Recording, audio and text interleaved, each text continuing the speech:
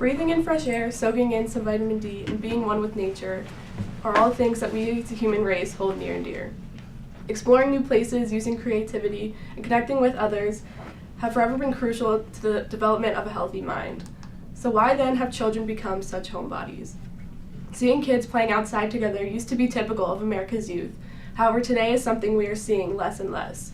Over the past 20 years, changes in technology, safety, overscheduling, and community planning have caused parents and children to view outdoor play very differently, and consequently cause it to decline drastically. Research by the National Trust has shown that on average, kids are playing outside just over 4 hours per week, compared unfavorably to their parents who played outside 8.2 hours per week when they were children.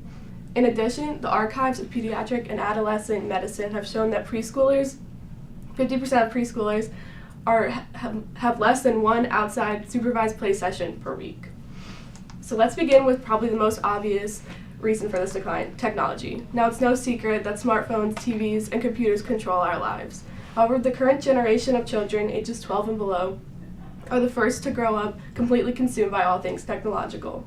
As soon as they came into the world, they were met with the wonders of the iPhone, iPad, and Xbox, social medias like Snapchat and Instagram, and of course streaming services like Netflix and Hulu. It's almost as if we are setting children up to value the virtual world over their own imaginations. Games like Dress Up and War have now been replaced by apps and video games, and what once required the use of the creative mind now simply requires the press of a few buttons. Now, it's unfair to blame this whole decline simply on technology, just like it's unfair to blame it all on kids themselves. Ironically, parents are a big contributor to this decline. The next element is safety. There is a greater fear of strangers now than there ever has been. In the past, there was likely at least one parent at home or a neighbor available to watch kids while they played outside. However, today, most parents work full-time and there are simply less eyes available. Current events also play a big role. With shootings, sexual predators, and other things all being highlighted by the media, parents, and with good reason, simply will not risk leaving their kids outside alone. Parents contribute to this decline in more ways than one. Overscheduling is the next element.